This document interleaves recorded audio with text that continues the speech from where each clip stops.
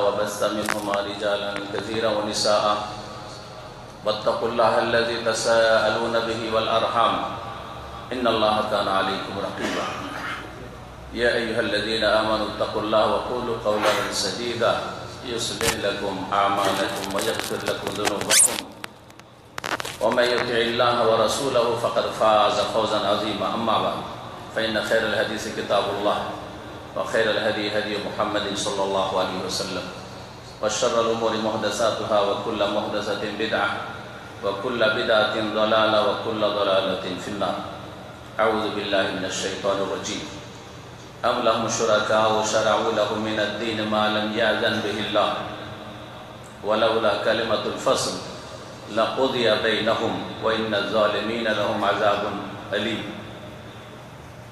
শ্রদ্ধেয় ওলামায়ে কেরাম, সম্মানিত দ্বীনি ভাতৃমণ্ডলী, আল্লাহ রাব্বুল আলামিনের অসংখ্য প্রশংসা শুকরিয়া যে আল্লাহ রাব্বুল আলামিন আজকে এই মোবারক দিনে এশার সালাতের পরে আমাদের সকলকে মহান আল্লাহর ঘরে মসজিদে এই হাবিব ইবনে যায়েদ রাদিয়াল্লাহু তাআলা আনহুর নামে যে মসজিদ গিজাজ এলাকায় দাম্মামে মাসিক সম্মেলনে আমাদেরকে আল্লাহ এবং তার রাসূল সাল্লাল্লাহু আলাইহি সাল্লামের কথা কিছু শোনার জন্য, কিছু শোনাবার জন্য, জানার জন্য, চর্চা করার জন্য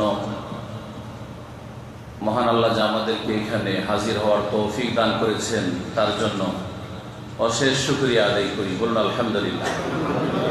মহান আল্লাহ যে আমাদেরকে সুস্থ রেখেছেন, হায়াত দান করেছেন, আল্লাহ রাব্বুল আলামিন আমাদেরকে বিপদ মুক্ত রেখেছেন।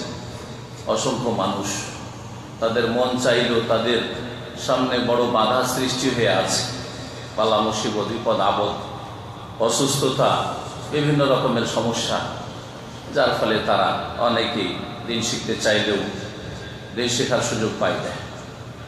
অনেকেই সৌদি আরব আসার সুযোগ পায়নি, যেখানে এসে প্রিয় নবী মুহাম্মদ রাসূলুল্লাহ সাল্লাল্লাহু আলাইহি ওয়াসাল্লামের দেশে দিন শেখার সুযোগ পাবে, এই সুযোগটা পাইনি, আপনি পেয়েছেন।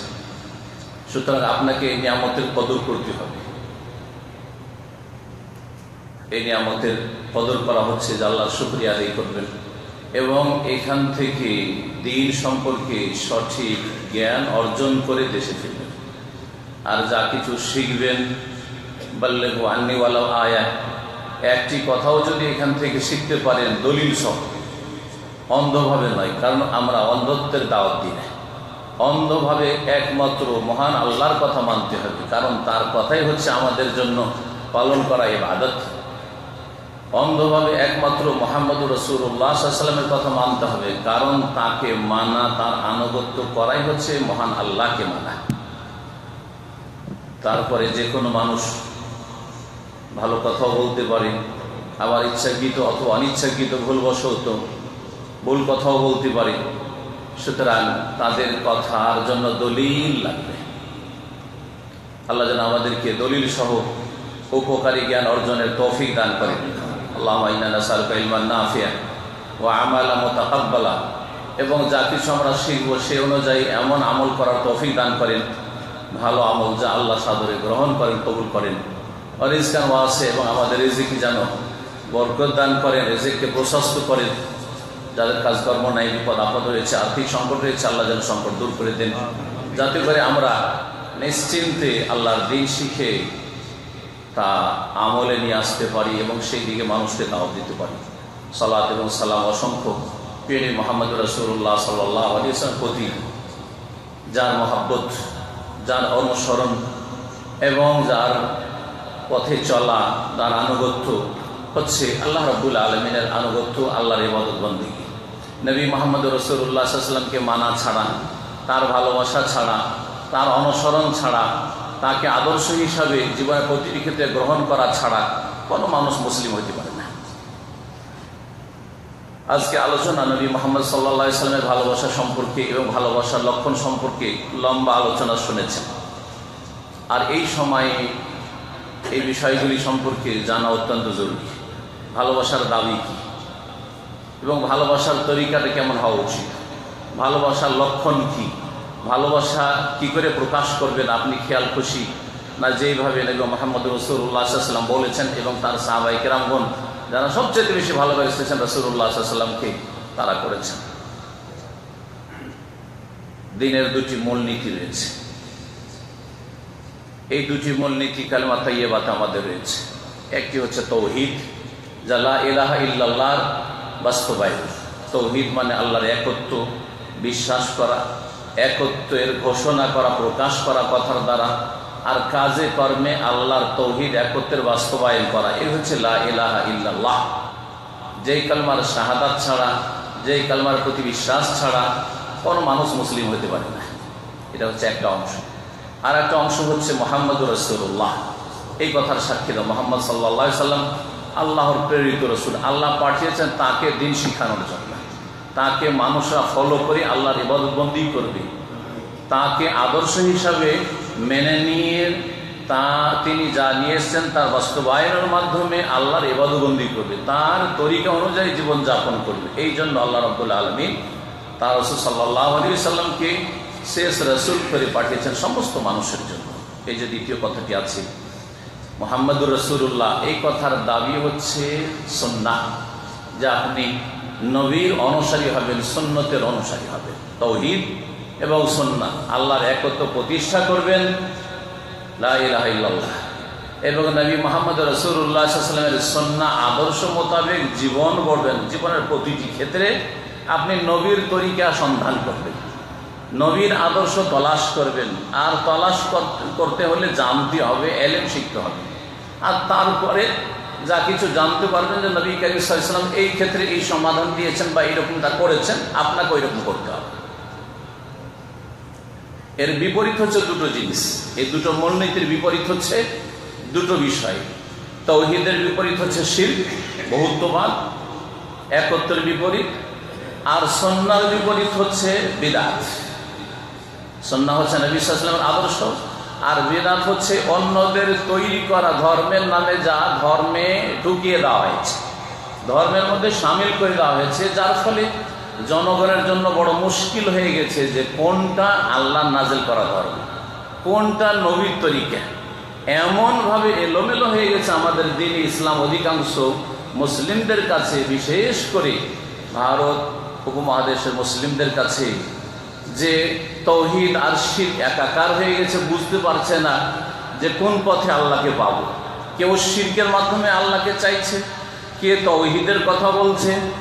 হ্যাঁ, নবী মুহাম্মদ রাসূলুল্লাহ সাল্লাল্লাহু আলাইহি ওয়াসাল্লামের শাফাআত এবং তার হাউজে কাউসারের পানি এবং তার অনুসরণ এবং তার আনুগত্যটা কিভাবে হবে এটা বুঝতে পারছেন না। সুন্নাত আর বিদআত একাকার হয়ে গেছে, যার ফলে অধিকাংশ মানুষ বিদআতকেই মনে করছে যে নবীর তরিকা।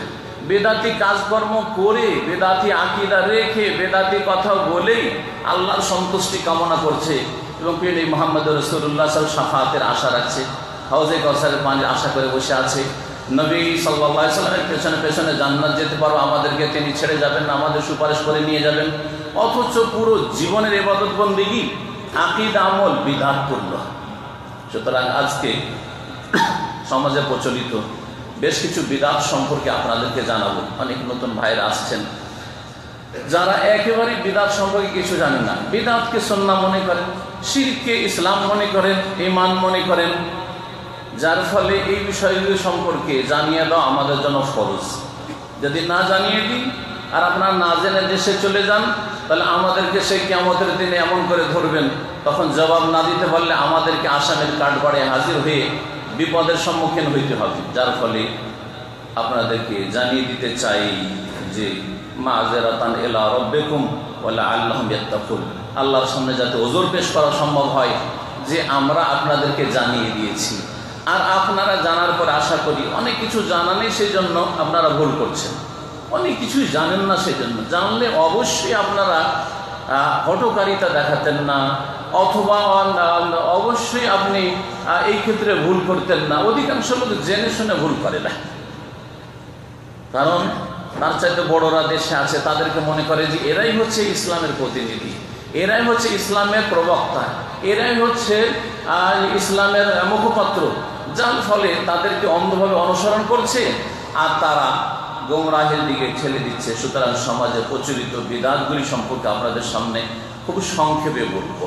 বেশি আয়াত, বেশি হাদিস আর বেশি দলিল, প্রত্যেকটা বিষয় যদি একটা করে দলিল বলি তো অনেক সময় লেগে যাবে। শুধু বিদআতগুলিকে চিহ্নিত করে দেব। আর সুন্নাত বিদআত বোঝার জন্য বললাম যে নবী করিম সাল্লাল্লাহু আলাইহি ওয়াসাল্লামের তরিকা হচ্ছে সুন্নাহ, সুন্নাত রাসূলিল্লাহ, নবীর আদর্শ। আর নবী সাল্লাল্লাহু আলাইহি ওয়াসাল্লাম থেকে প্রমাণিত নয়, তার কথার দ্বারাও প্রমাণ নয়, তার কাজের দ্বারাও প্রমাণ নয়। আর তার সামনে এমন কিছু সাহাবীরা করেননি যে নবী সাল্লাল্লাহু আলাইহি ওয়াসাল্লাম নীরব থেকেছেন, অনুমোদন দিয়েছেন, স্বীকৃতি দিয়েছেন, এমনটাও নয়। এই সবগুলি হচ্ছে বিদআত। এমনকি খোলাফায়ে রাশিদিনরাও জানতেন না, সাহাবায়ে কেরামরাও স্বর্ণযুগে জানতেন না, তাবেঈনরাও জানতেন না, তাবেঈনরাও জানতেন না। যেসব অধিকাংশ বিদআতগুলি ভারত, বাংলাদেশ, পাকিস্তানে আছে, এগুলি এই তিনটি যুগের স্বর্ণযুগেই মোটেই ছিল না, মোটেই ছিল না। সবগুলি বিদআতি, আকীদা বিদআতি, আমল বিদআতি, কথা কাজ সব শুরু হয়েছে এই তিনটি যুগ। যেই যুগকে নবী করিম সাল্লাল্লাহু আলাইহি ওয়াসাল্লাম, যে যুগগুলিকে নবী করিম সাল্লাল্লাহু আলাইহি ওয়াসাল্লাম সার্টিফিকেট দিয়েছেন যে এগুলি হচ্ছে খায়রুল কুরুন, সর্বোত্তম যুগ, স্বর্ণ যুগ, ভালো যুগ। সেই যুগের আইম্মায়ে কেরামগণ, সালাফগণ জানতেন না। সুতরাং ইমাম আবু হানিফা রাহিমাহুল্লাহ এইসব বিদআত সম্পর্কে জানতেন না, যেসব বিদআত মুসলিমরা আমাদের মযহাবের নামে করবে। ইমাম শাফিও জানতেন না, ইমাম মালিকও জানতেন না, ইমাম আহমদও জানতেন না। সেগুলিকে আমরা ধর্ম মনে করি, সওয়াব মনে করি, জান্নাত যাওয়ার আশা নিয়ে করে যাচ্ছি বড় মেহনতের সাথে। আর বহু অর্থ তাতে ব্যয় করছি, বহু শ্রম দিচ্ছি, আর অনেক কিছুই কষ্ট করছি। কিন্তু আমেলাতুন নাসিবা, অনেক অনেক মেহনত করে, পরিশ্রম করে আপনি আমল করলেন, কিন্তু শেষ পরিণামে তাসলা নারান হামিয়া, জ্বলন্ত উত্তপ্ত আগুনে প্রবেশ না করতে হয়। সূরা শুরার আয়াত নম্বর 21 তেলাওয়াত করেছি, সেই দিয়ে শুরু করি। বিধানদাতাকে, বিধানদাতা আল্লাহর আদেশ নিষেধ কোনখান থেকে আসে? বিধান দিয়েছেন কে? আল্লাহ। জোরে বলেন আল্লাহ। এবং বিধানের প্রচারক, হ্যাঁ, যাকে আল্লাহ পাঠিয়েছে যে তুমি আমার বিধান, আসমানি বিধান মানুষকে পৌঁছিয়ে দাও, তিনি কে? মুহাম্মদুর রাসূলুল্লাহ সাল্লাল্লাহু আলাইহি ওয়াসাল্লাম, আমাদের প্রিয় রাসূল।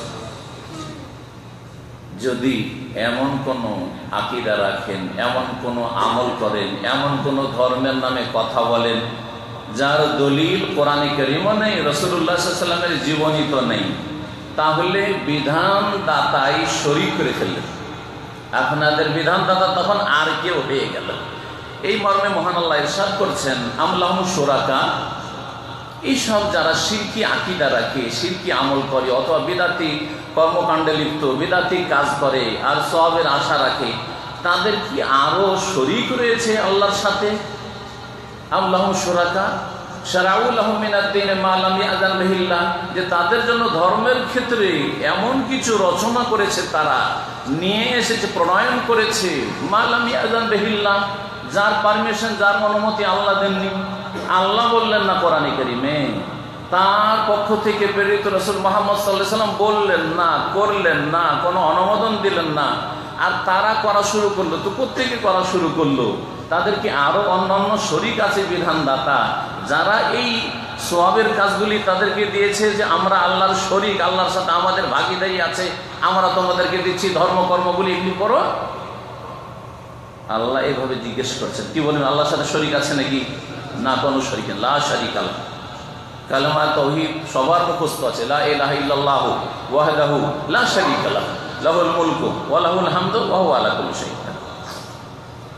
আল্লাহ বলছেন যে এই যে যারা শিরকি কাজ করে, বেদাত করে, যারা আল্লাহ ছাড়াও কারো বিধান নিয়ে থাকে, ধর্মকর্ম নিয়ে থাকে কোনো সূত্র থেকে, এদের সম্পর্কে আল্লাহর যদি চূড়ান্ত ফয়সালা না থাকতো যে এদেরকেও দুনিয়াতে কিছু কাল রাখবো, ওয়ালাউলা কালিমাতুল ফাসলে লাকুদিয়া বাইনাহুম, তাহলে আল্লাহর এত ক্রোধ হয় শিরক বিদআতের ওপর যে তাদের উপর চূড়ান্ত ফয়সালা করে দুনিয়াতেই ধ্বংস করে দেওয়া হয়। শিরককারীকে ধ্বংস করে দেওয়া হতো, একটা দানা দেওয়া হতো, এক পানি দেওয়া হতো না। বিদআতকারীকে ধ্বংস করে দেওয়া হতো, এক লোকমা খাবারও দেওয়া হতো না, আর এক ঢোক পানিও দেওয়া হতো না। ওয়ালাউলা কালিমাতুল ফাসলে লাকুদিয়া বাইনাহুম। তারপর আল্লাহ এদেরকে জালেম বলছেন, যারা শিরক করে ধর্মের নামে। এমন নয় যে দুনিয়ার কুপ্রবৃত্তির অনুসরণে দুনিয়ার স্বার্থে পাপ করছে, যেসব অন্যান্য পাপ সেসব পাপগুলি দুনিয়ার স্বার্থে। কেউ কাউকে টাকার জন্য খুন করে দিল, আর কেউ কুপ্রবৃত্তির অনুসারে ব্যভিচার করলো, কেউ বদ অভ্যাসের কারণে মদ খেলো, হারাম খেলো, সুদ খেলো, ঘুষ খেলো। এরা সবের আশায় কেউ পারে না। এরা সবাই জানে যে পাপ, সুদ খাওয়া পাপ, ঘুষ খাওয়া পাপ, খুন করা পাপ, ব্যভিচার করা পাপ, মদ খাওয়া পাপ। পাপীরা জানে যে পাপ, কিন্তু শিরক করা পাপ এটা জানে না। শিরককারীরা মনে করে যে এটাই আল্লাহ পর্যন্ত পৌঁছাবে। বেদাত যারা করে তারা মনে করে যে এই বেদাত নয়, এইটা করেই তো জান্নাত পাবো। এদেরকে আল্লাহ জালেম বলেছেন। শিরক হচ্ছে সবচেয়ে বড় জুলুম, সুতরাং মুশরিক হচ্ছে সবচেয়ে বড় জালেম। আর তারপরে বেদাত যেহেতু ধর্মের নামে হয়, আর বেদাত ধীরে ধীরে শিরকের দিকে নিয়ে যায়, ছোট বেদাত বড় বেদাতে নিয়ে যায়, বড় বেদাত বড় শিরকে নিয়ে যায়। সুতরাং এদেরকে আল্লাহ জালেম বলার পরে আয়াতে বলছেন ওয়া ইন্না যালিমিনা লাহুম আযাবুন আলীম, জালেমদের জন্য মর্মান্তিক শাস্তি রয়েছে। যারা শিরক বেদাত করে মরবে তাদের জন্য মর্মান্তিক শাস্তি রয়েছে।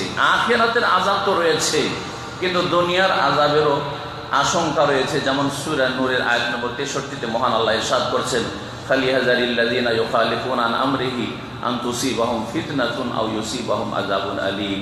ওই সব লোকেরা যাতে করে সাবধান হয়ে যায়, ওই সব লোকেরা যাতে করে সতর্ক হয়ে যায়।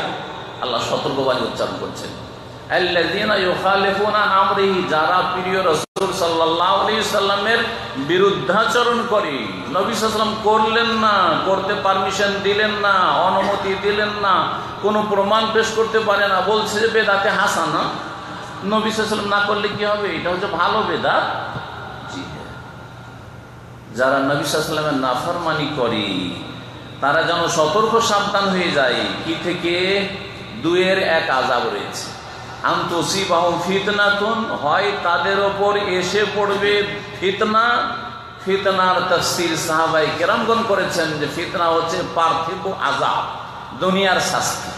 দুনিয়ায় শারীরিক আযাব, পারিবারিক আযাব, অর্থনৈতিক আযাব, সামাজিক শাস্তি।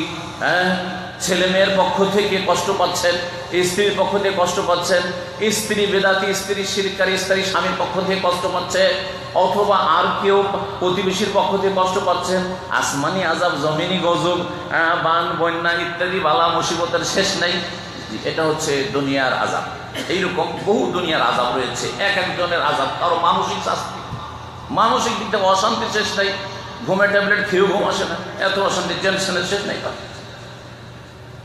দুনিয়ার আযাব আসবে শিরক বেদাত করলে, নবী সাল্লাল্লাহু আলাইহি ওয়াসাল্লামের নাফরমানি করলে। আও ইউসিবাহুম আযাবুন আলীম, অথবা তাদের উপর এসে পড়বে মর্মান্তিক আযাব, যেটা মওতের পর থেকে শুরু হবে বা মওতের সময় থেকে শুরু হবে, কবরের জীবনে, হাসরের মাঠে আর জাহান্নামে।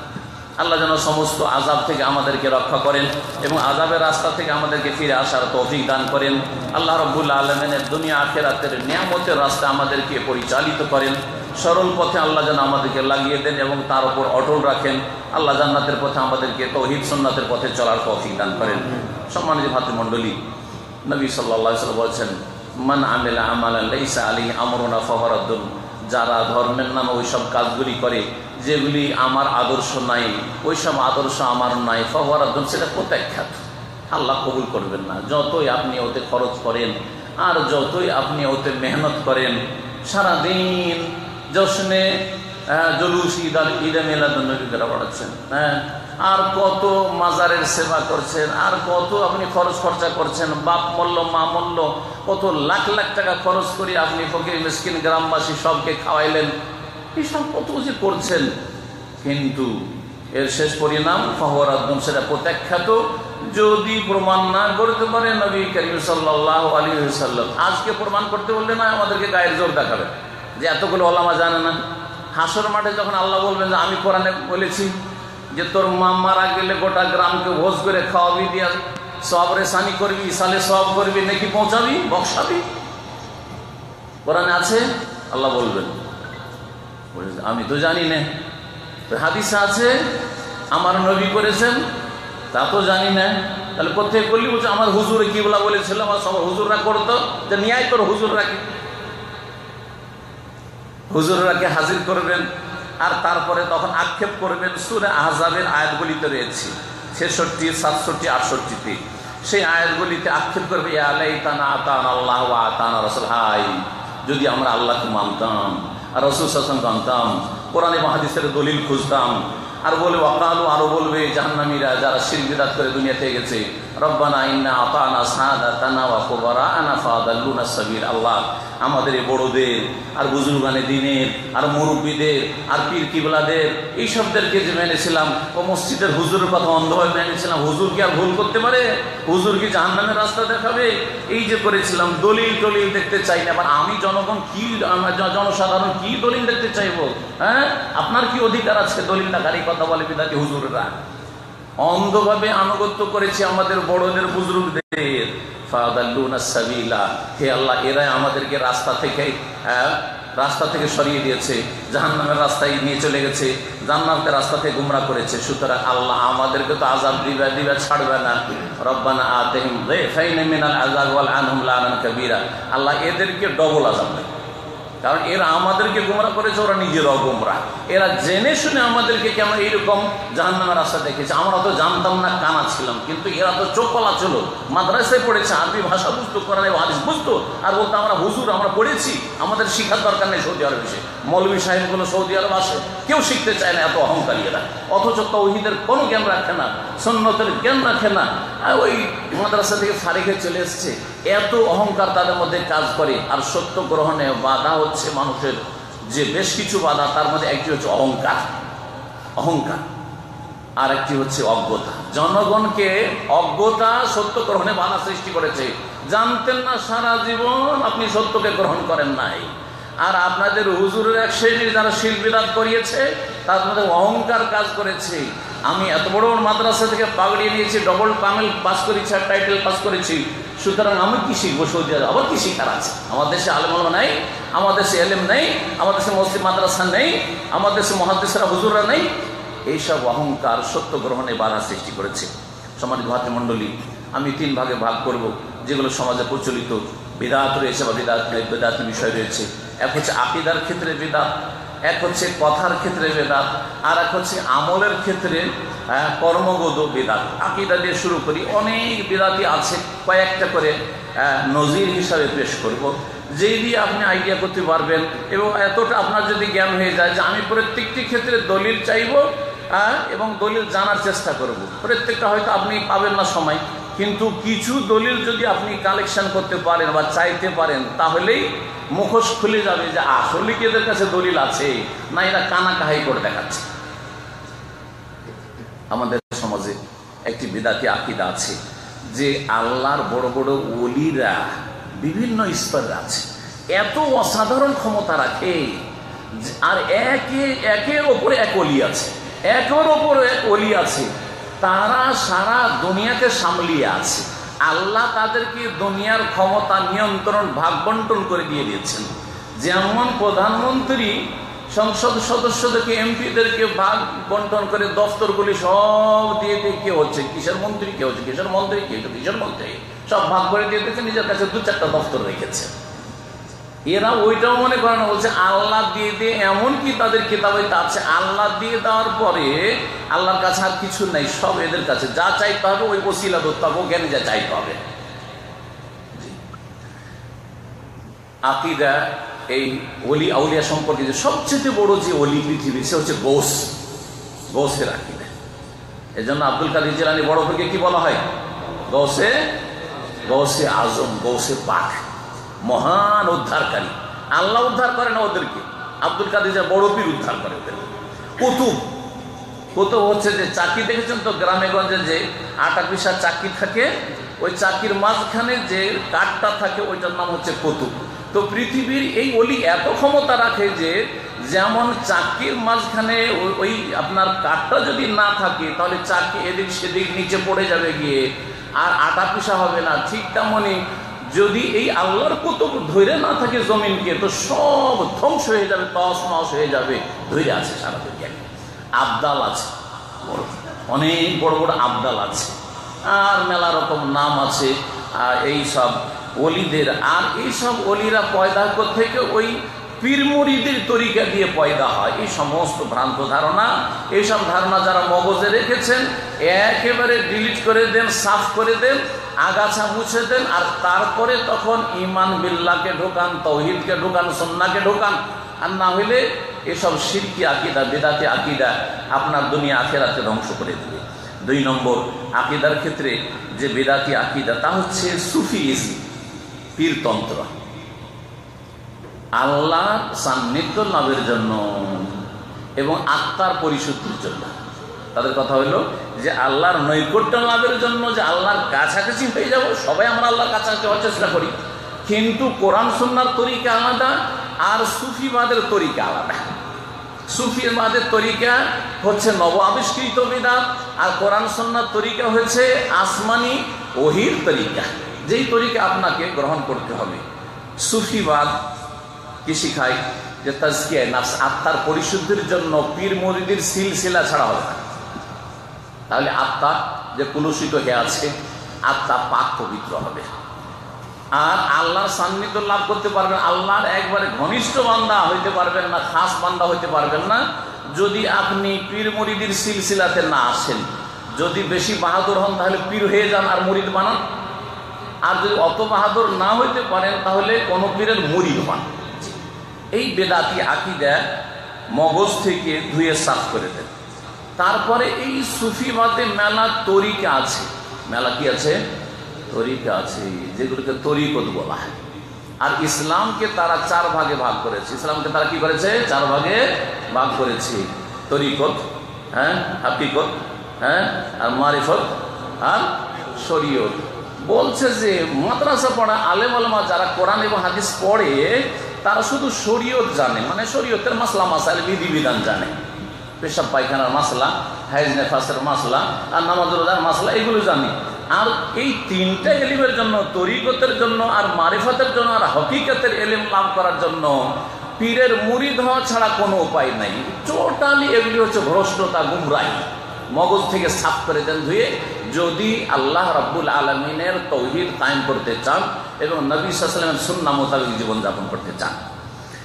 সম্মানিত ভাতৃমণ্ডলী, যখন এই তরিকতে আসতে হবে তখন পীরের বায়াত হইতে হবে। পীর সাহেব বায়াত নেবেন আর আপনাকে বায়াত করে তার হাতে শপথ করে মুরিদ হইতে হবে, মুরিদ হইতে হবে। এই সমস্ত হচ্ছে বিদআতি আকীদা। এবং দিনকে ভাগ করতে গিয়ে তারপরে তরিকতের মেলা তরিকা, আবার তরিকার শেষ নেই, তরিকার হাজার হাজার তরিকা আছে, হাজার হাজার তরিকা আছে। জি হ্যাঁ, চিশতিয়া তরিকা, চিশতিয়া সাবেরিয়া তরিকা, নকশবন্দিয়া তরিকা, রেফাই তরিকা, মোজাদ্দেদি তরিকা, তারপরে আপনার কাদেরি তরিকা, আর তারপরে ওগুলো থেকে শাখা প্রশাখা হয়ে দেশে আছে আটরসি তরিকা, মান্দারি তরিকা, আপনার চরমনাই তরিকা, সারসিনা তরিকা, আর ফুরফুরা তরিকা, তরিকার শেষ নাই। সবগুলি এই বিদআতের মিক্সচার। এগুলি ইসলাম নয়, এগুলি ইসলাম নয়। এগুলি হচ্ছে ভারত উপমহাদেশে পারস্য দেশ থেকে যাওয়া ইসলাম। এটা মদিনাতুর রাসূল সাল্লাল্লাহু আলাইহি ওয়াসাল্লাম থেকে যাওয়া ইসলাম নয়, এটা মক্কাতুল মুকাররমা থেকে যাওয়া ইসলাম নয়, এটা কোরআন সুন্নাহ ভিত্তিক ইসলাম নয়। কোরআন সুন্নাহতে আত্মার পরিশুদ্ধি রয়েছে, কোরআন সুন্নাহতে আল্লাহর সান্নিধ্য লাভের উপায় রয়েছে, যা যে কেউ কোরআন হাদিস গভীরভাবে চর্চা করবে সে জানতে পারবে।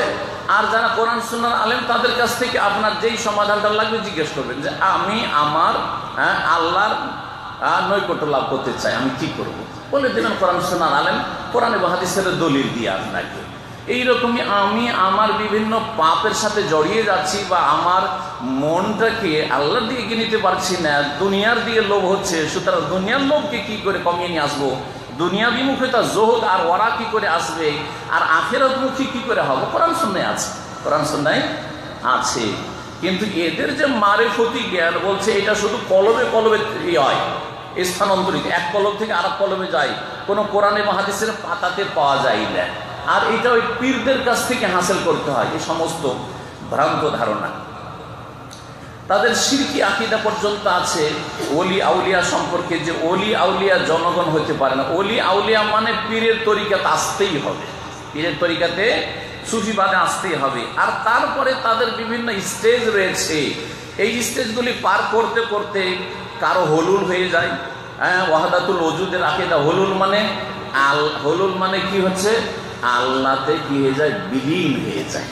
আল্লাহতে গিয়ে কি হয়ে যায়, বিলীন হয়ে যায়। আল্লাহ আর তখন ওই পীরে কোনো পার্থক্য থাকে না, যিনি আল্লাহ তিনি ওই লোক হয়ে যান, দুটো আলাদা আলাদা থাকে না। যে পানিটা আছে না, আমাদের পানি আছে তো, এদের যদি চিনি গুলে দিয়ে দিয়েছে, চিনি দেওয়ার পরে কি হবে, হ্যাঁ, চিনি আলাদা করা যাবে?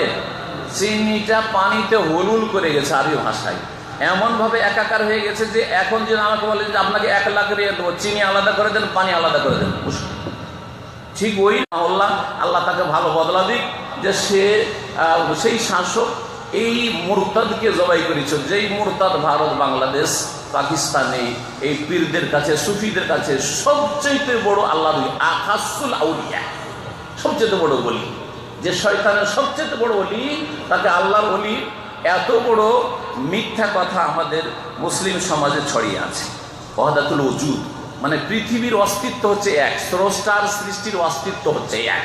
এটা হচ্ছে ইবনে আরবি সুফি, যার কিতাব বাংলা ভাষায় সব আগে তর্জমা হয়েছে। কারণ পীরদের ধর্মই হচ্ছে ইবনে আরবির ধর্ম, আর না হইলে হুসেন মানসুর হেল্লাজের ধর্ম, যার ফলে বুখারী, মুসলিম, আবু দাউদ, তিরমিজি, নাসাই এসব কিতাবের আগে তর্জমা বাংলা অনুবাদ হয়নি। এসব শিরক আর কুফরি বেদাতি কিতাবের আগে তর্জমা আগে হয়েছে, বোঝা গেছে? তো এই সব হচ্ছে শিরকি কুফরি আকীদা, যা আমাদের দেশের লোকেরা ধর্মে না বিশ্বাস করে। এইরকমই পীরের ধ্যান, তাসাউরে শেখ, পীরের ধ্যান আরবিতে বলা হয় তাসাউরে শেখ। পীরের ধ্যান অর্থাৎ আপনি নামাজ পড়বেন, রোজা রাখবেন, জিকির আজকার করবেন, কোরআন তেলাওয়াত করবেন, ওজিফা করবেন, সবসময় যেন পীর আপনার কলবে বসে থাকে, পীর আপনার কলবে বসে থাকে। একজন পীর বলছে, যাকে দেশে বড় হক্কানি পীরদের পীর বলা হয়, ভারতের সিলসিলা বাংলাদেশে আছে, নাম এখন বলছি না, তো বলছে যে 13 বছর ধরে অমুক আমার যে পীর ছিলেন, আমার অন্তরে সবসময় 24 ঘন্টা বসে থাকতেন, নামাজের ভিতরে, নামাজের বাইরে, দুয়ায়, কোনো সময় আমার অন্তর থেকে বাইরে তিনি যেতেন না। এইভাবে পীরের ধ্যান করা, এই ধ্যান করা প্রত্যেক আসবে, হিন্দুদের ধ্যান করা, সাধু সন্ন্যাসীদের ধ্যান করা, বৌদ্ধদেবের ধ্যান করা, তপস্যা করা, এসবগুলি হচ্ছে পীরতন্ত্রের ধর্ম। সমাজের ভাতের মণ্ডলী এইরকমই ফানাফিল্লা একটা এমন স্টেজ আছে, এই পীরেরা নাকি ধ্যান করতে করতে ওজিফা জিকির করতে করতে কি হয়ে যায়, একবারে আল্লাহতে গিয়ে একাকার হয়ে যায়, ফানা হয়ে যায়। এটা ফানাফিল্লা। ওর নিচে হচ্ছে আল্লাহ পর্যন্ত এখন পৌঁছে যাবে, রসুলে ফানা হয়ে যায়, রসুলের মধ্যে ঢুকে পড়ে। আর তার নিচে হচ্ছে ফানাফি শেখ, মানে পীরে ফানা হয়ে যায়। যে পীর সেই হচ্ছে মুরিদ, পীরের মধ্যে একাকার হয়ে যায়, বিলীন হয়ে যায়। এসব শিরকি আর বেদাতি আকীদা মুসলিম সমাজে ছড়িয়ে আছে। মুসলিম সমাজের বেদাতি শিরকি আকীদা হচ্ছে যে নবী করিম সাল্লাল্লাহু আলাইহি ওয়াসাল্লামের মিলাদ পাঠ হলে, মিলাদ পাঠ করা হয়। মিলাদ মানে কি? মিলাদ মানে কি? জন্মের তারিখ বা জন্মের সময়কাল, জন্মবার্ষিকী। তো যদি আমি বলি যে অমুক জায়গায় জন্মবার্ষিকী পাঠ হচ্ছে, হাসবেন না? হাসবেন না? যে লোকটা তো বাংলায় জানে না রে, বলছে অমুক জায়গাতে জন্ম তারিখ পাঠ হচ্ছে, হ্যাঁ, বা জন্মের সময়কাল পাঠ হচ্ছে, পড়া হচ্ছে, হাসবেন না? কিন্তু যখন মিলাদ পড়া হচ্ছে বলছে, তখন হাসবেন কেন? ওইটাই ধর্মকর্ম আপনাদের। কত অবুঝ, হ্যাঁ, কত আমাদের না জানা ইসলাম সম্পর্কে। যে আরবিতে বললে তো লাগে যে সত্যি ইসলাম, মিলাদ পড়া হচ্ছে, যাই মিলাদ পড়তে। আর যখন বাংলাতে তর্জমা করে দিলেন মিলাদের, যে জন্মবার্ষিকী পাঠ করা হচ্ছে, তখন বলছি পাগল নাকি, না বাংলাই জানে না আসলে কি বলছে। যেমন কোন একজন নেতা জীবনে কোনোদিন আজান টাজান শোনেনি, কোন এক দেশের কথা বলছি, তো দেশে এসে হঠাৎ করে বড় নেতা বা নেত্রী হয়েছে, তারপরে তখন আজান শুরু হয়েছে। তো আজান হইলে আমরা কি বলি? এখন আমরা আলোচনা বন্ধ করি, কি হচ্ছে? আজান হচ্ছে, ঠিক না? তো বলছে আজান এখন বাজছে, আপনারা একটু এখন চুপ থাকেন। আজান কি হচ্ছে? বাজছে। হাসবেন না? হাসবেন না? জি, ভাষাই জানে না, আর না হলে পাগলি। মসজিদ আজান আর বাজে নাকি? আজান আর বাজে নাকি? কি বাদ্যযন্ত্র যে আজান বাজছে? রিংটোন যে বাজছে, রিংটোন বাজছে, মোবাইল বাজছে বলতে পারেন, ঠিক না? আজান হচ্ছে। ঠিক ওই রকমই মিলাদ পড়াচ্ছে, হয় পাগলে বলে, আর না হইলে বেচারা অবুঝ, মিলাদের মানে বুঝে না, মিলাদ পড়ে আসে, অথচ মিলাদ পড়ার জিনিস না।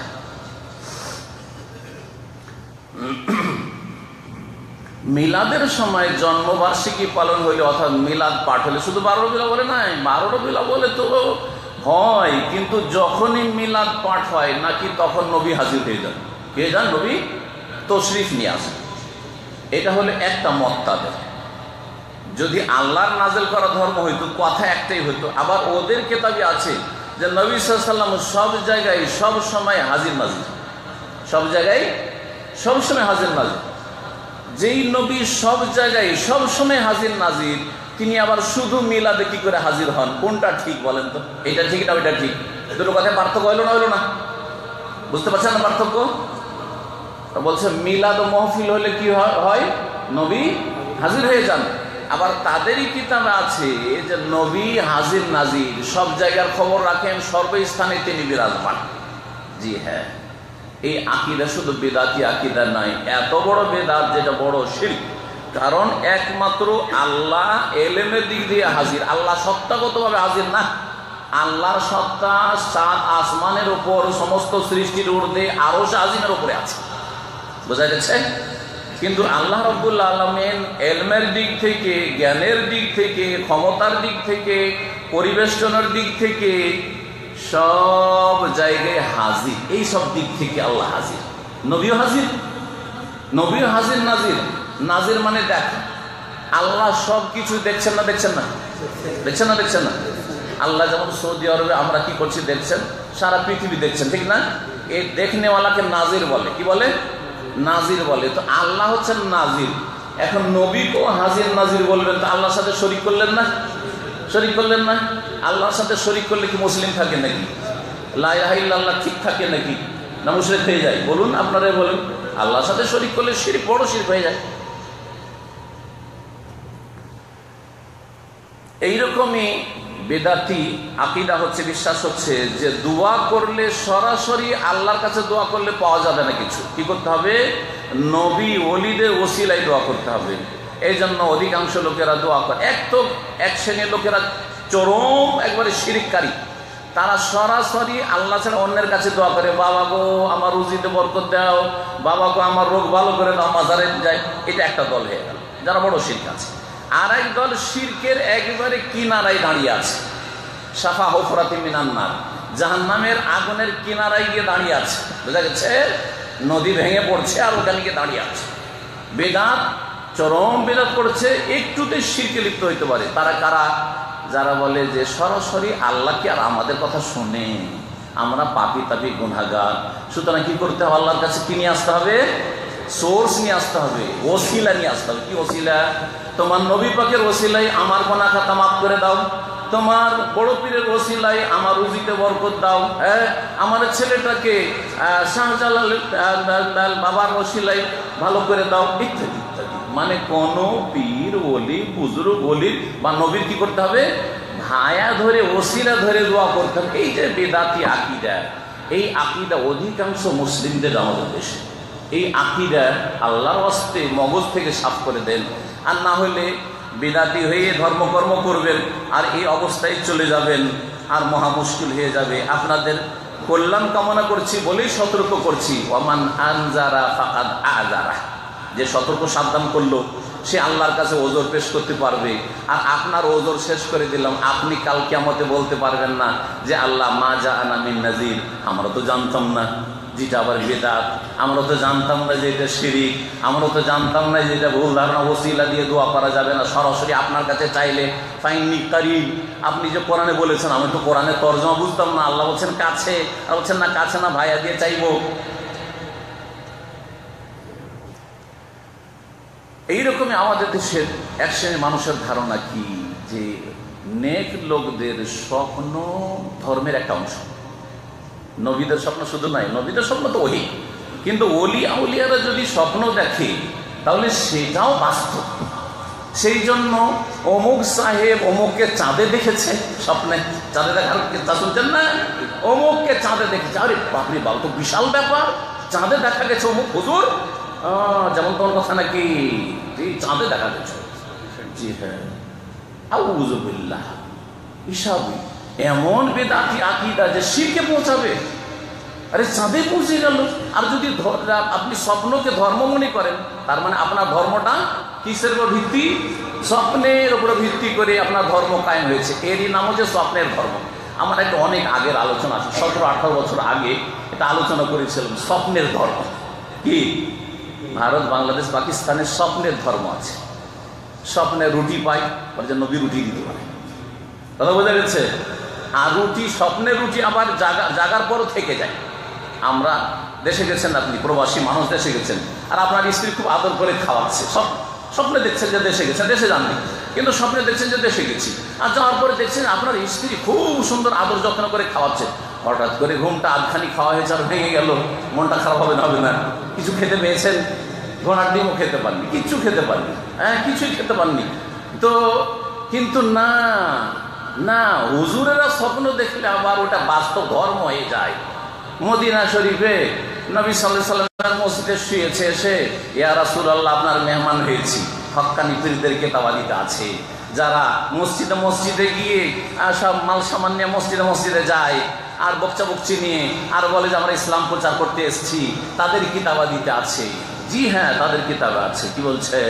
যে নবী সাল্লাল্লাহু আলাইহি ওয়াসাল্লাম কাছে বলি, ইয়া রাসূলুল্লাহ এখন আপনার মেহমান হয়েছি, মদিনায় এসেছি, বড় ক্ষুধার্ত আছি, অনেক দূর থেকে এসেছি, আপনার মেহমান, আপনি কি খাওয়াবেন না খাবেন আপনি বুঝেন, আমি কোথাও খাবার টাবার খুঁজতে পারবো না, আর পয়সাও নেই আমার কাছে।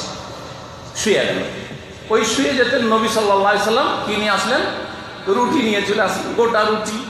অর্ধেকটা স্বপ্নে খাওয়া হলো, আর ঘুমটা ভাঙার পরে দেখছে অর্ধেক হাতে আছে, জাগার পরে অর্ধেক রুটি খেলো। এ হলো স্বপ্নের ধর্ম। এ হলো কি? স্বপ্নের ধর্ম। এগুলো থেকে তওবা করে, এগুলো থেকে তওবা করে। এইরকমই আমাদের দেশের যারা জেনারেল শিক্ষিত, দুনিয়ার শিক্ষা শিক্ষিত, তাদের একটি বিদাত বলি। তারা মনে করে যে ধর্ম আলাদা, দুনিয়া আলাদা। ধর্মের সাথে আবার দুনিয়ার কি সম্পর্ক? ধর্ম পাক পবিত্র জিনিস, হ্যাঁ, দুনিয়ার সাথে কি সম্পর্ক? সুতরাং মসজিদে নামাজ পড়ে, ওদিকে সুদ খায়, ঘুষ খায়, বেঈমানি করে, সুদি ব্যাংকে সারা জীবন চাকরি করে, আর হারাম রুজি, মদের ব্যবসা, সিগারেটের ব্যবসা, আর সিনেমার ব্যবসা, কত রকম যে হারাম খায়, বেঈমানি, দুর্নীতি সব কিছু করে যাচ্ছে। ও প্রতি বছর পয়সা আছে, প্রতি বছর এসে 5 স্টার হোটেলে থেকে হজ করছে, ওমরা করছে, মনে করছে যে ধর্মকর্ম হচ্ছে মক্কা মদিনায় আর মসজিদে, আর এগুলো হচ্ছে দুনিয়াদারি। সুতরাং আল্লাহ সুদ সম্পর্কে জিজ্ঞাসা করবে না। এই সবের সাথে কিসের সম্পর্ক? ধর্মের। ধর্ম আলাদা, দুনিয়া আলাদা। ধর্ম আলাদা, দুনিয়া আলাদা। এটার নাম কি জানেন? এটার নাম হচ্ছে সেকুলারিজম। এটার নাম হচ্ছে ধর্ম নিরপেক্ষতা। মানে ধর্ম আলাদা জিনিস আর দুনিয়া আলাদা জিনিস। আমি সুদ খেলে যায় আসে না। জি, একজন হেডমাস্টার আমাকে, বিশ্বাসই করতাম না যে এগুলো কথা তাদের মগজে আছে। হেডমাস্টার উচ্চ মাধ্যমিক হাই স্কুলের, সে আমাকে বলছে অনেকদিন আগের কথা, যখন মদিনা মনে হয় এসেছিলাম, কি মদিনার ছাত্র ছিলাম, আমার সাথে দেখা করতে এসে বলছে তাদের ইসলাম সম্পর্কে জ্ঞানের যে এত শোচনীয়তা আর স্বল্পতা, এসে বলছে যে এই অর্থনীতির সাথে ইসলামের কি সম্পর্ক? অর্থনীতির সাথে ইসলামের কি সম্পর্ক? আমি কোথা থেকে কামাই করলাম, রোজগার করলাম, এতে অসুবিধাটা কি? আমি নামাজটা পড়লেই তো হইল, নামাজটা পড়লেই তো হইল। এটা এক বিদাত, এই বড় বিদাত। এই বিদাতগুলি রয়েছে জেনারেল শিক্ষিত লোকদের মধ্যে অথবা নেতা শ্রেণীর লোকদের মধ্যে। আল্লাহ যেন এই সমস্ত গুমরাহি থেকে মানুষকে বেঁচে থাকার তৌফিক দান করেন। এখন কথাগত বিদাত, আমাদের কথায় কথায় মেলা বিদাত আছে, কথা কথাই মেলা শিরক আছে, মেলা বিদাত। শিরকগুলি আসতে বলবো না, বেদাতগুলি বলছি। কিছু কিছু শিরক তার সাথে সাথে হয়তো চলে আসবে। আল্লাহ ছাড়া কেউ দিতে পারে নাকি? আল্লাহ ছাড়া কেউ সাহায্য করতে পারে? অসাধারণ ক্ষেত্রে সাধারণ সাহায্য করতে পারে, অসাধারণ ক্ষেত্রে আল্লাহ ছাড়া অসাধারণ ক্ষেত্রে কেউ উদ্ধার করতে পারে? আপনি ফেঁসে গেছেন দাম্মামে কোনো জায়গাতে, বোঝা গেছে কিনা, বিপদ আপদে, আর আপনার আব্বা আছেন বাংলাদেশে, যদি এখান থেকে চিৎকার করে ডাকেন যে আব্বাকেও উদ্ধার করো বা আব্বা উদ্ধার করেন, তো এটা কি? আপনার হয় পাগলামি আর না হয় শিরকি আকীদা, তাই না? যদি মনে করেন যে আমার বাবা খুব বড় ওলি, অসাধারণ ক্ষমতা রাখে, 5000 কিলোমিটার দূর থেকে আমাকে উদ্ধার করতে পারে, আমি যেখানে সমুদ্রে ডুবছি, অথবা এখানে কোথাও আগুনে ফেঁসে গেছি, অথবা আমি এখানে গাড়িতে ফেঁসে গেছি অ্যাক্সিডেন্ট হয়ে, আমার বাবা এখান থেকে উদ্ধার করে নিতে পারবে, তাহলে শিরক। আর না হলে পাগলামি করছে, তাই না? হয় পাগল আর না হলে শিরক করে। তো আল্লাহ ছাড়া অন্যের কাছে ফরিয়াদ করা, আল্লাহ ছাড়া অন্যের কাছে সাহায্য চাওয়া, আল্লাহ ছাড়া অন্যের কাছে আশ্রয় কামনা করা, এরকমই জিনের কাছে আশ্রয় চাওয়া, তারপরে যারা কবিরাজ তাদের কাছে আশ্রয় চাওয়া, এই সমস্ত শিরকি কথা যেগুলো বড় ধরনের বিরাট। এইরকমই প্রশংসা করতে গিয়ে অতিরঞ্জন করা, যেটা তার অধিকার নাই সেটা দেওয়া। যেমন নবী করিম সাল্লাল্লাহু আলাইহি ওয়াসাল্লাম নূরের পয়দা, নবী সাল্লাল্লাহু আলাইহি ওয়াসাল্লাম না পয়দা হলে সারা দুনিয়া পয়দা হইতো না, নবী সাল্লাল্লাহু আলাইহি ওয়াসাল্লামের কোনো ছায়া ছিল না, নবী সাল্লাল্লাহু আলাইহি ওয়াসাল্লামের পেশাব পায়খানা দেখা যেত না। এইভাবে বহু আকীদা রয়েছে। ওলি আউলিয়া সম্পর্কে মালা এইরকম কথা আমরা বলে থাকি।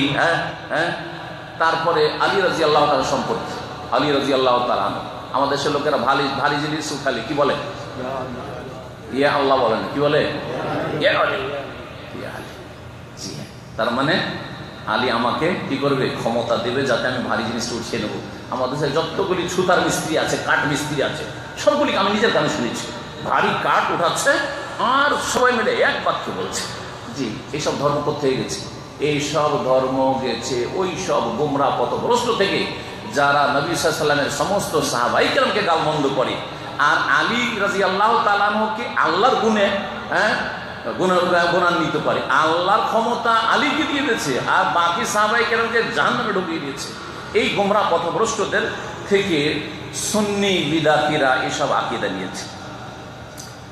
কথার ক্ষেত্রে আমাদের জিকির আজকারের বিদাত। জিকির আজকারের বিদাত হচ্ছে পীর মুরিদের যে জিকির আজকার, পীর মুরিদের যতগুলি জিকির আজকার, 6 লতিফার জিকির শুনেছেন না? লতিফার জিকির কেমন করে কলমকে কোন দিকে ঘুরাইতে হবে, এই দিক থেকে ওই দিকে শ্বাস নিতে হবে, এই যে অ্যাক্টিংগুলো, ট্রেনিংগুলো, এগুলো সব বিদাত, সব বিদাতি কথা। তারপরে সম্মিলিত জিকির,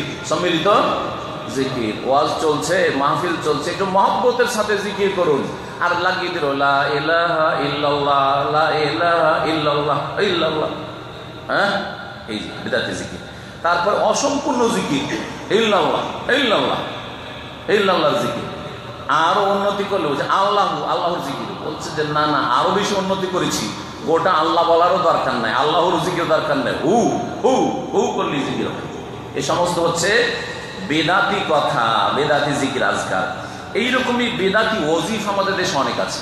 বেদাতি ওজিফার শেষ নেই, যতগুলি ওজিফার কিতাব আছে বাংলা আর উর্দুতে, সমস্ত প্রায় বেদাতে ভরা, শিরকে ভরা।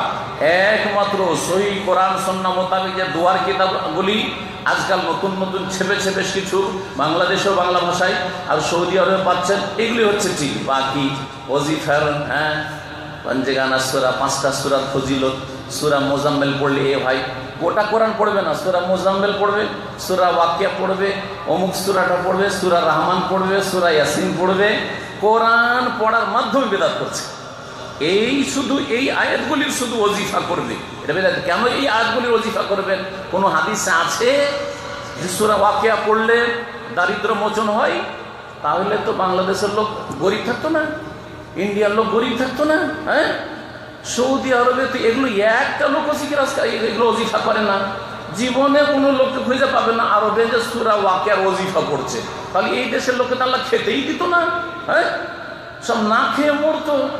তো এইসব ভ্রান্ত ধারণা, তার সাথে সাথে যেসব বিদাতি ওজিফা আছে, দুআয়ে গানজুল আরশ শুনেছেন? দুআয়ে গানজুল আরশের বেদাত। খতমে ইউনূসের বেদাত শুনেছেন? লা ইলাহা ইল্লা আনতা সুবহানাকা ইন্নী কুনতু মিনাজ জালিমিন। এই দোয়া বালা মুসিবত দূর করে, কিন্তু আপনি আপনার মতো পড়েন, আপনি আপনার মতো চলতে ফিরতে উঠতে বসতে সারা রাত পড়েন, কিন্তু বসে গেলেন মজলিসে একা সুয়াল আকবার পড়বেন, অথবা 4-5 জন মিলে হুজুররা ভাগ করে নিলেন আর মহিলারা ভাগ করে নিলেন, আর কিসের বুটের দানা বা মটরের দানা আপনারা নিলেন যে সুয়াল আকবার পুরা করতে হবে, তাহলে খতমে ইউনূস হবে। এই সমস্ত বিদআত। এইরকম আর একটা খতমের নাম শুনেছেন? খতমে জালালি। বাংলাদেশে জালালি কবুতরও আছে আর খতমে জালালিও আছে। জালালি কবুতরের ফজিলত জানি না, আপনারা ওইটা বলতে পারবেন, আমি ভুলে গেছি, শুনলেও ভুলে গেছি, না হলে জানি না। জালালি কবুতর আছে। আর একটা কি আছে? খতমে জালালি। খতমে জালালি সম্পর্কে ভ্রান্ত ধারণা যে এই খতম যদি করা হয় কোনো মুমূর্ষ ব্যক্তির ওপর, মরতেও মরছে না আর ফিরে আসতেও আসছে না, পেরেশান করে ছাড়ছে, ডাক্তারের কাছে যাওয়া আর টাকা খরচ করা, হয়রানির শেষ নাই, এত হয়রান হইতে পারবো না, এমন খতম করব যে হয় ভালোভাবে ফিরে আসবি, আর নাহলে ধাক্কা দিয়ে বিদায় করে দেবো, কবরে পৌঁছে দেবো। এই হলো খতমে জালালি, বুঝতে পেরেছেন? অর্থাৎ ধারণা তাদের যে খতমে জালালি করলে মুমূর্ষ ব্যক্তি এই অবস্থায় থাকবে না, হয় তাড়াতাড়ি সুস্থ হয়ে যাবে, আর নাহলে সাথে সাথে মরে যাবে, সাথে সাথে মরে যাবে। এই হলো ভ্রান্ত ধারণা আর এই ভ্রান্ত ওজিফা। এইরকম খতমে খাজেগান, মানে বড় বড় খাজারা রয়েছেন, ওই খাজারা শিখেছেন, খাজা মঈনুদ্দিন চিশতি নাকি শিখেছেন। তাদের ধর্ম নবী সাল্লাল্লাহু আলাইহি ওয়াসাল্লামকে নিতে হয় না, খাজাদের কাছ থেকে নিলে হয়। ওই যে খতমে খাজেগান ইত্যাদি ইত্যাদি মেলা খতম রয়েছে।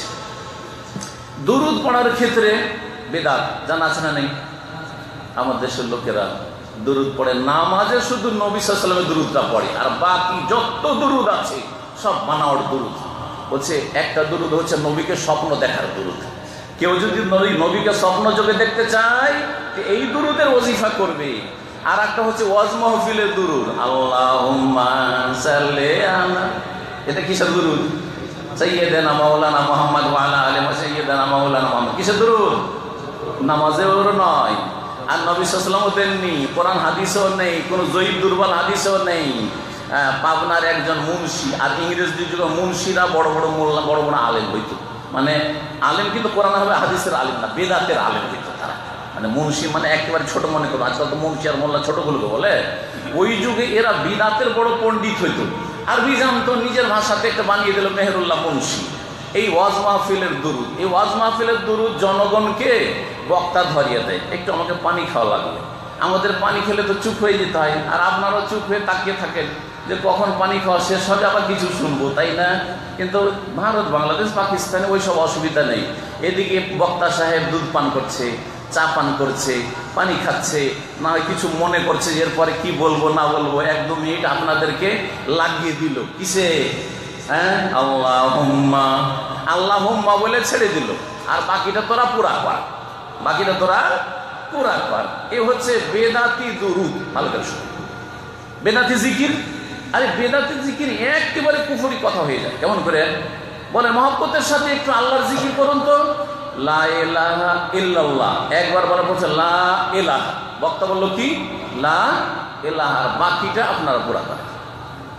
রেকর্ড করা আছে, রেকর্ড আছে, ইন্টারনেটে পাবেন। বেদাতিদের জিকিরে বক্তা শুধু লা ইলাহা বলে থেমে গেল, ইল্লাল্লাহ বললো না, তো মানে কি হইল? আপনারা মানে করতে পারেন, লা মানে না, আর ইলাহ মানে মাবুদ, উপাস্য আল্লাহ, তার মানে আল্লাহ নেই, তার মানে আল্লাহ নেই। তো বক্তার কাছে, এই বেদাতি বক্তার কাছে আল্লাহ নেই, আপনাদের কাছে আছে, আপনারা ইল্লাল্লাহ করতে থাকেন, ইল্লাল্লাহ করতে থাকেন। কথা বোঝা যাচ্ছে? এই হচ্ছে বেদাতি জিকির মুসলিম সমাজে। নবী সাল্লাল্লাহু আলাইহি ওয়াসাল্লামের উপরে দুরুদের ক্ষেত্রেও যে দুরুদ কত কিসিমের আছে। দুরুদের তাজের নাম শুনেছেন? দুরুদের তাজ, ওর ফজিলত আলাদা, যেটা কোরআনে নেই, হাদিসে নেই, নবীর সাহাবীরাও জানতেন না, বলতেন না, আবু হানিফা রাহমাতুল্লাহ আলাইহি ফিকহের কিতাবেও নেই। সেটার নাম দুরুদের তাজ, অনেক ফজিলত আছে। কে যে শিখাইল আল্লাহই জানে। দুরুদের লাখির নাম শুনেছেন? দুরুদের লাখি। তারপরে দুরুদে মাহি, মাহি মাছ, মাছের দুরুদ আবার আছে। তারপরে দুরুদের তোনাজ্জিনে, দুরুদের তোনাজ্জিনে, কত রকমের যে দুরুদ আছে।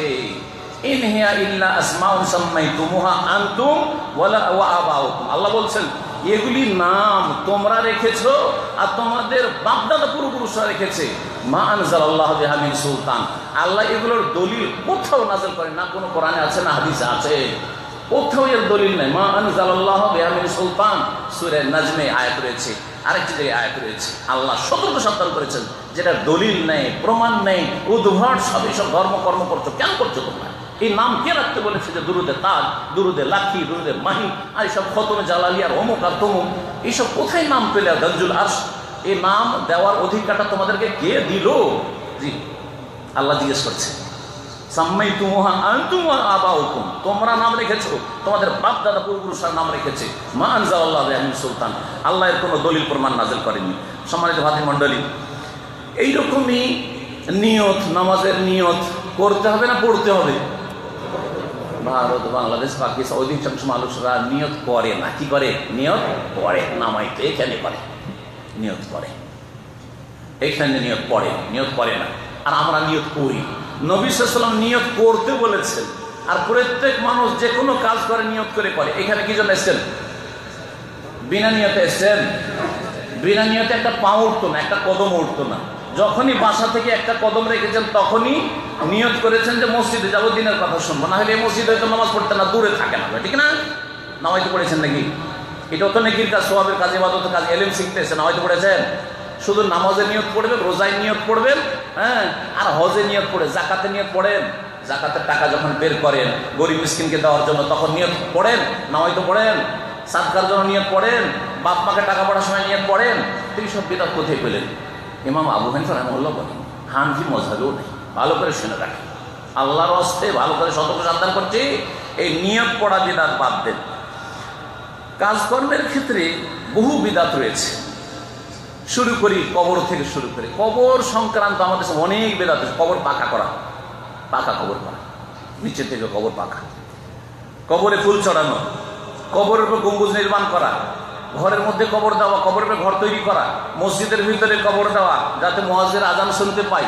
কাজী নজরুলের বিশ্বাস, এটা ইসলামের বিশ্বাস নয়, ইসলামের বিধান নয়। কাজী নজরুল কবিতা, বেচারা কবি তো বড়ই ছিলেন, কিন্তু ইসলাম সম্পর্কে জানতেন না। যেটা পেয়েছিলেন ধর্মকর্ম ভারতে, সেটাই তিনি তার কবিতায় রচনা করেছেন, মসজিদের পাশে আমার কবর দিও ভাই, মুয়াজ্জিনের আযান যেন আমি শুনতে পাই। এটা কোনো কোরআন এবং হাদিসের কথা নয়, বরং শিরকের কারণ। যার কবর মসজিদে হয়ে গেছে, আজকে না হলে 50 বছর পরে ওর পূজা শুরু হয়ে যাবে, সিজদা শুরু হয়ে যাবে, যে আল্লাহর কোনো বোর্ডে ওলি আছে, না হলে মসজিদে কেন হবে? কথা বোঝা গেছে? এইভাবে কবর মাজার পূজা শুরু হয়েছে। এইরকমই তাবিজের বেদাত, তাবিজ রক্ষা করবে, তাবিজ থাকলে কোনো ক্ষয়ক্ষতি হবে না। তাবিজ হচ্ছে শিরকের বেদাত। নবী করিম সাল্লাল্লাহু আলাইহি ওয়াসাল্লাম তাবিজকে শিরক বলেছেন। এইরকমই বালা, সুতা বাঁধা আছে, কালো সুতা, কেন?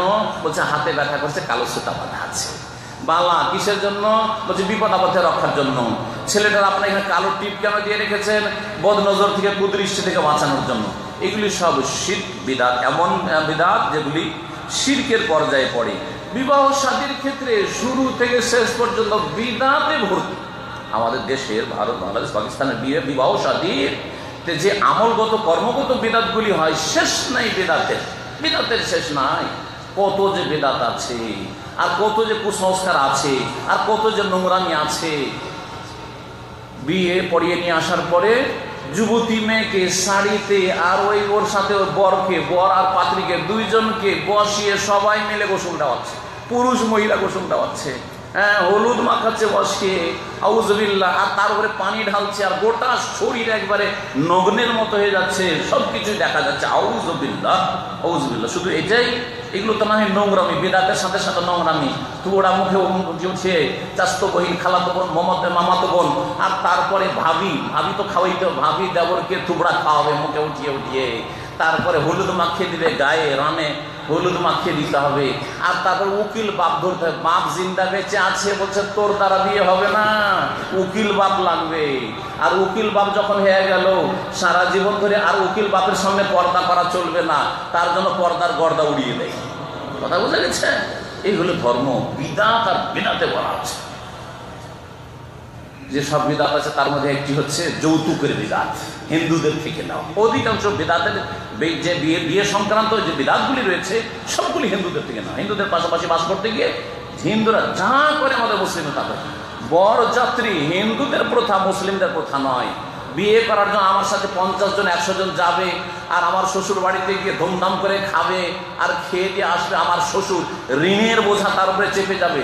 হারাম ইসলামে এগুলো, কিন্তু আমরা হিন্দুদের থেকে সাদরে গ্রহণ করেছি ধর্ম। এগুলো হচ্ছে বিবাহ শাদীর ধর্ম আমাদের। আল্লাহর রাস্তায় তওবা করেন। 2-4-5 জন লোক যদি আমার বাড়ি চলে আসেন, আমি খুশিতে খাওয়াবো যে 5 জন মেহমান মুসলিম বাইরে এসছে। কে 50 জন 100 জনকে খাওয়ায়? বরং 200-230 লোক বরযাত্রী যায়। এ বরের যাত্রী হিন্দুদের সভ্যতা, হিন্দুদের থেকে আসা বিদআত। এইরকমই বর্তমান এই মাসে যেসব বিদআত রয়েছে, তার একটি বড় বিদআত হচ্ছে ঈদে মিলাদুন নবীর বেদাত। ঈদে মিলাদুন নবীর বেদাত। ঈদ হচ্ছে দুটো ইসলামে, 3টা যখন করলেন তো তিন ঈদের বেদাত। তারপরে এতে যে উৎসব করছেন 12 রবিউল আউয়ালে, নবী সাল্লাল্লাহু আলাইহি ওয়াসাল্লাম এই দিনে ইন্তেকাল করেছেন। আপনার বাড়িতে যদি আপনার বাপ মারা যায়, আর আপনার প্রতিবেশী আমি সেদিন যদি ধুমধাম করি, আপনাকে কেমন লাগবে? যে নিশ্চয়ই এই লোক আমাদের দুশমন, এই জন্য বাড়িতে ওর ধুমধাম চলছে। ঠিক না? এই 12 রবিউল আউয়াল নবী সাল্লাল্লাহু আলাইহি ওয়াসাল্লামের ইন্তেকাল হয়েছে নিশ্চিত, কিন্তু 12 রবিউল আউয়াল নবী সাল্লাল্লাহু আলাইহি ওয়াসাল্লামের জন্ম হয়েছে নিশ্চিত নয়, বড়ই দ্বিমত রয়েছে। কারণ তার জন্মের সময় কেউ জানতো না যে ইনি নবী হবেন, কেউ লিখে রাখেননি, সুতরাং অনেক ইখতিলাফ রয়েছে। কিন্তু ইন্তেকালের ক্ষেত্রে কোনো ইখতিলাফ দ্বিমত নেই যে নবী সাল্লাল্লাহু আলাইহি ওয়াসাল্লামের ইন্তেকাল 12 রবিউল আউয়ালে হয়েছে। সুতরাং এই দিনে যারা আমোদ ফুর্তি করছেন তারা দুশ্মন নবী সাল্লাল্লাহু আলাইহি ওয়াসাল্লামের হাসছেন, উৎসব করছেন, ফুর্তি করছেন, আনন্দ করছেন। আপনি কি এটা প্রমাণ করেন না? আল্লাহ যেন বুঝার তৌফিক দান। নবী সাল্লাল্লাহু আলাইহি ওয়াসাল্লামের সাথে যদি অতই ভালোবাসা থাকে তো বছরে একবার নয়, নবী করিম সাল্লাল্লাহু আলাইহি ওয়াসাল্লাম প্রত্যেক সোমবারে কি করতেন? রোজা রাখতেন। আপনি প্রত্যেক সপ্তাহে একটা করে রোজা রাখার মাধ্যমে খুশি প্রকাশ করেন যে আলহামদুলিল্লাহ আমি এই শেষ নবীর মাধ্যমে হেদায়েত পেয়েছি, মুসলিম হয়েছি, জান্নাতের রাস্তা পেয়েছি, তাই প্রত্যেক সোমবারে আমি রোজা রাখছি। যেমন নবী করিম সাল্লাল্লাহু আলাইহি ওয়াসাল্লাম প্রত্যেক সোমবারে রোজা রেখেছেন। সাহাবীরা জিজ্ঞাসা করেন, ইয়া রাসূলুল্লাহ, যে আপনি সোমবারে কেন রোজা রাখছেন? বলছে যাকা ইয়াউমুন ওয়ালিদতু ফীহি, এই সোমবারে আমি এই জন্য রোজা রাখছি, এই দিনে আমি ভূমিষ্ঠ হয়েছি। আও উনজিলা আলাইয়া, আর এই দিনে প্রথম আমার উপর কোরআন নাযিল হয়েছে, ইকরা বিসমি রাব্বিকাল্লাযী খালাক নাযিল হয়েছে। এই দুই খুশিতে আমি আল্লাহর শুকরানা স্বরূপ রোজা রাখছি। আপনিও প্রত্যেক সোমবার করে রোজা রাখেন, তার সাথে আরো রোজা রাখবেন, বৃহস্পতিবারও রোজা রাখেন, কত সুন্দর কথা। কিন্তু এইসব মিলাদুন নবীর বিদআত, মিলাদুন নবীর বিদআত তো আছে আছে এক বড় বিদআত, তার সাথে আরো বড় বিদআত কি শুরু হয়েছে আজকাল মুসলিম সমাজে? আপনার বাপের জন্মদিন, মায়ের জন্মদিন, হ্যাঁ, ছেলের জন্মদিন, আজকে বার্থডে, ওর নাম আর বাংলা বলছে না, এখন কি বলছে? ইংলিশ বলছে। জাতিতে বাঙালি, স্বাধীন করলাম বাংলার নামে, কিন্তু বলে কি? বার্থডে। ঠিক করে বাংলা বলতে পারে না, এই হলো অবস্থা। বার্থডে, আজকে কার বার্থডে? বলছে আমার ছেলে, আজকে মেয়ে, আজকে আমার স্ত্রী, আজকে স্বামী, আজকে আমার ভাইয়ের, আজকে আমার দাদার। এই যে জন্মবার্ষিকী আর মৃত্যুবার্ষিকীর ইসলামে কোনো স্থান নেই। কারো জন্ম তারিখ মানান আর মৃত্যু তারিখ মানান, সবগুলি বিদআত। নেতার জন্মবার্ষিকী, আমাদের নেতা এই দিনে জন্ম নিয়েছে, আমাদের নেতার শোক দিবস, আজকে মৃত্যু দিবস, শোক দিবস পালন করা হারাম, আর তারপরে জন্ম দিবস পালন করা হারাম, বিবাহ দিবস পালন করা হারাম। সবগুলি হচ্ছে ইহুদি খ্রিস্টানদের অঙ্গ অনুকরণ করা। আর যারা কাফেরদের অনুকরণ করবে তাদের দলে শামিল হবে।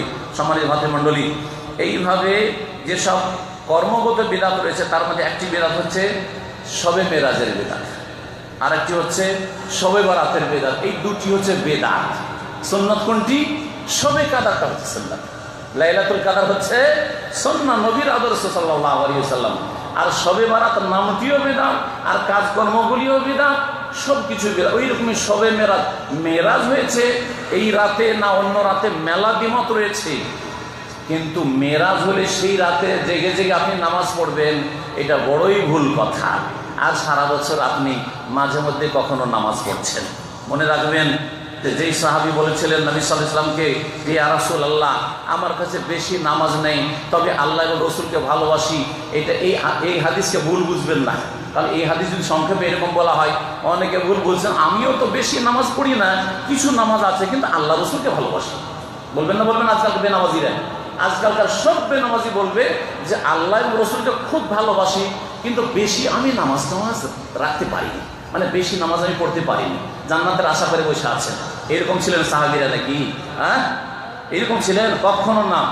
বেশি নামাজ আমার নেই মানে ফরজের বেশি আমার সুন্নত নফল তাহাজ্জুদ অত নেই, এইটা অর্থ। এটা হচ্ছে এর অর্থ। আর একটা অর্থ হচ্ছে যে আমার বেশি নামাজ রোজা নেই মানে আমি মাত্র ইসলাম গ্রহণ করেছি 6 মাস আগে বা 3 মাস আগে বা 1 বছর আগে, সুতরাং বেশি আমার নামাজ নেই। অনেক সাহাবীরা 10 বছর আগে ইসলাম গ্রহণ করেছে, তাদের অনেক নামাজ আছে, এটা অর্থ। কিন্তু এর মানে এই নয় যে আমার বেশি নামাজ নেই, 4 ওয়াক্ত পড়ি, ফজরটা শুধু পড়তে পারি না আর জান্নাতের আশা করে বসে আছি কারণ আমি আল্লাহ রসুলের সাথে মহব্বত করি। মিথ্যা কথা, একেবারে মিথ্যা কথা। সুতরাং ধোঁকা খাবেন না। আপনি আল্লাহ রসুলের মহব্বতের দাবি করে শুধু জান্নাতে যাওয়া যাবে না। মহব্বতের দাবির বাস্তবায়ন দলিল প্রমাণ হচ্ছে 5 ওয়াক্ত নামাজ মেরাজ থেকে নিয়েছেন নবী করিম খামসু সালাওয়াতিন ফি কুল্লি ইয়াউমিন ওয়া লাইলা, দিন এবং রাতে 5 টাইম আল্লাহর সামনে হাজিরা দিতে হবে। আর 5 টাইমে 17 রাকাত ফরজ নামাজে 16 করা চলবে না, 15 করা চলবে না। তারপরে সুন্নত যদি না পড়েন আল্লাহ মাফ করে দেবেন।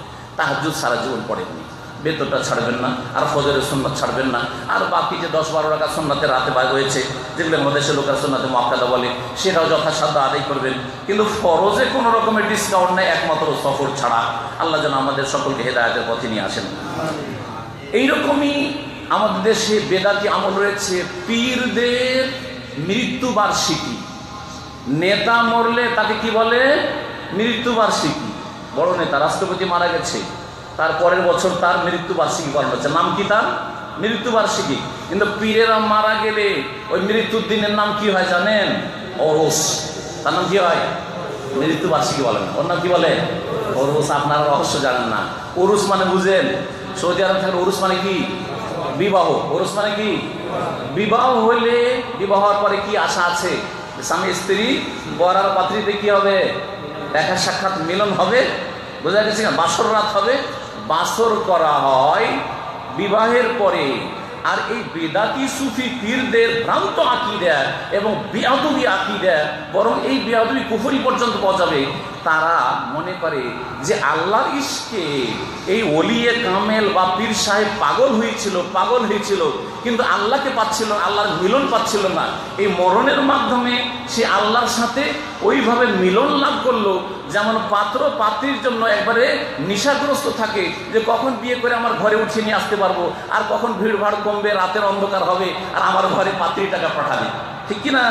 ঠিক ওই রকম মনে করে যে এই মরার সাথে সাথে পীর সাহেব আল্লাহর সাথে কি হলো? মিলন লাভ করলো। কত বড় বেয়াদবি! সেই জন্য এর নাম কি হয়ে গেল? মৃত্যু দিবস হলো না। আপনার নেতা মৃত্যু দিবস, আপনার বাপেরটা মৃত্যু দিবস, আপনার মাইকটা মৃত্যু দিবস, কিন্তু পীর সাহেবের মৃত্যু দিবসের নাম হচ্ছে ওরস শরীফ। কি নামের? ওরস শরীফ। বুঝেছেন? এগুলি হচ্ছে আমাদের দেশের ধর্ম। সম্মানিত ভাতৃমণ্ডলী, সুতরাং এগুলো থেকে তওবা করেন। ওরসে যাবেন না, আর ওরসে সাহায্য করবেন না, আর ওরসকে ধর্ম মনে করবেন না, আর এইসবকে ইসলাম মনে করবেন না, আর এদেরকে ইসলামের আলেম ওলামা মনে করবেন না। এরা জাহান্নামের দিকে আহ্বান করছে। এই জাহান্নামের রাস্তায় যারা ডাকছে তাদের থেকে সতর্ক সাবধান থাকবেন। এইরকমই কারো মৃত্যুর ওপর শোক দিবস পালন করা। কি দিবস পালন করা? নেতাদের শোক দিবস পালন চলছে, বাপের শোক দিবস। আজকে আমার বাপের মৃত্যু দিবস, সুতরাং বাড়িতে শোক চলছে। হ্যাঁ, কালো কালো পোশাক। হ্যাঁ, হোসেন রাদিয়াল্লাহু তাআলার শোক দিবস, কালো পোশাক, সব কালো টুপি। অথবা আপনার বাপের মৃত্যু দিবসের শোক দিবস, সুতরাং সেই দিনে ভালো কোনো খাওয়া দাওয়া হবে না। আর সেই দিনে আমরা জাগিয়ে তুলবো আমার ওই শোকের দিন থেকে। এই শোককে জাগিয়ে তোলা, যেটাকে তাজাদ্দুদুল আহজান বলা হয়, শোককে নতুনত্ব দান করা, শোককে জাগিয়ে তোলা হারাম। যে দুনিয়া থেকে চলে গেছে ওকে ভোলার চেষ্টা করেন, 3 দিনের মধ্যে ধৈর্য ধারণের চেষ্টা করেন, এটা হচ্ছে শরীয়ত। আর প্রতি বছরে ওই দিনটাকে স্মরণ করবেন যে এই তারিখে আমার বাপ মারা গেছিল, সুতরাং সেই দিন শোকে আপনার মা ভেঙে পড়েছে, আপনার ভাই বোন সব ভেঙে পড়েছেন, আর কান্নাকাটি চলছে, আর কালো পোশাক পরছেন, কালো টুপি পরছেন, ইত্যাদি ইত্যাদি। এটা হারাম, এটা হারাম, ভালো করে মনে রাখেন। এছাড়া ইবাদত বন্দেগীর ক্ষেত্রে বহু বিদাত রয়েছে। উজুতে বিদাত, বহু বিদাত রয়েছে। তার মধ্যে উজুর নিয়ত পড়া, উজুতে ঘাড় মশা করা, আর তারপরে আপনার নামাজে বহু বিদাত রয়েছে। নামাজে বহু বিদাত, নামাজের পরে সম্মিলিত মোনাজাত করা, আর নামাজের ভিতরে মেলা বিদাত রয়েছে। মহিলাদের নামাজের বিদাত হচ্ছে যে মহিলারা নামাজ পড়ে পুরুষদের মতো নামাজ, নবী সাল্লাল্লাহু আলাইহি ওয়াসাল্লামের মতো নামাজ পড়বে না। ওরা নামাজ পড়বে তখন বুকে হাত, আর পুরুষরা নামাজ পড়বে তখন নাভির নিচে হাত। আর তারপরে সেজদাগুলি তাদের তরিকা আলাদা, বসার তরিকা তাদের আলাদা, ইত্যাদি ইত্যাদি। এইসব যে রয়েছে, এইরকম বহু বিদাত নামাজের ক্ষেত্রে আমাদের মুসলিম সমাজে ছড়িয়ে আছে। সময় অনেক হয়ে গেছে, সেই জন্য আর বেশি কিছু বলতে চাইছি না। আমল করে ক্ষতিগ্রস্ত হবেন না। আমলও করলেন কিন্তু সুন্নতি তরিকায় নয়, বেদাতের তরিকায় আমল করলেন, কিন্তু তাওহীদ ভিত্তিক না, শিরক ভিত্তিক আমল করলেন।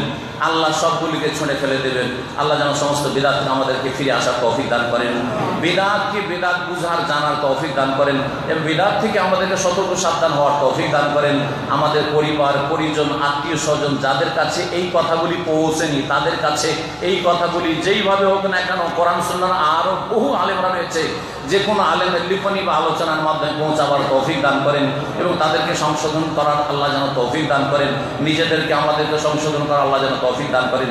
আল্লাহ যেন আমাদেরকে তৌহিদ প্রতিষ্ঠার তৌফিক দান করেন, শিরক বিদআত থেকে বেঁচে থাকার তৌফিক দান করেন, সুন্নতের অনুসারী হওয়ার তৌফিক দান করেন, নবী কারীম সত্যিকার ভালোবাসার প্রমাণ দেওয়ার তৌফিক দান করেন। সুবহান রাব্বিকা রাব্বিল ইজ্জাতি আম্মা ইয়াসিফুন ওয়া সালামুন আলাল মুরসালিন ওয়া আলহামদুলিল্লাহি রাব্বিল আলামিন ওয়া জাযাকুমুল্লাহ।